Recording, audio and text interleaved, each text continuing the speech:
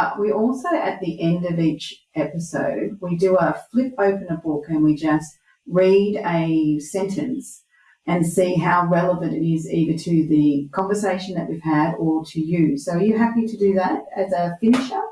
Okay. Actually, and I've gone with what I refer to as Breaking Free from the Chains of Silence, which is actually a book for abuse victims, but that's not what we're talking today about. But at the end of the book, there's all these core essences. So the beautiful part of who we are, and it's the part that people forget. So could you pick a number between 189 and 211? 199. 199. And we have 4 paragraphs. So would you like to pick 1 to 4, including 1 and 4? Pick a paragraph. Whatever you think would be best. Actually, my eye just fell on the top one, so I'm going to go with that. Honesty is unconditional love for choice, which can be difficult to acknowledge when you fear truth. Honesty can be used by both conscious and unconscious energy as a bridge to something else. You can be honest and then use what you're honest about to fuel your own oppression of your soul. Or you can be honest and use it as a stepping stone to uncover what is oppressing your soul.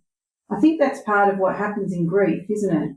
You can use your feelings to oppress you more, or you can use your feelings to be the stepping stone out of it. And I would say honesty is something that you learnt a lot about during your recovery of grieving and the experience of death. I think it was very honest when you said the level to which you felt and you hadn't realised before. You probably experienced it before, but you hadn't realised it before. So honesty, it's one of your core essences. So that's an essence of your soul. I like that. To add something about my book, I called it Beyond Loss in a Pandemic because things that made it more difficult to work through and ways to cope when things are open and when, you can't leave your house or whatever.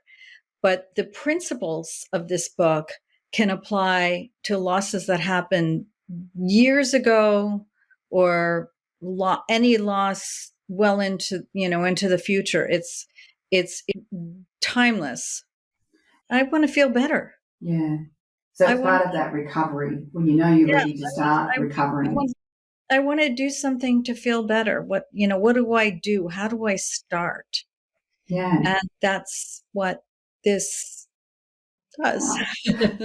So I appreciate you writing that book because I do think it's really good information, and that, in that vulnerable time of grieving, if you have a resource that you may pick your book up and read a little bit and go, no, I'm not ready. But just knowing it's there, you can come back and read it in different stages until you're sort of ready to absorb it, do the exercises and those sort of things. But it's a beautiful resource to have, and I hope our listeners, anyone that's grieving, reaches out and buys your book. I want to thank you, Linda. It's been very enjoyable to talk to you. Thank you.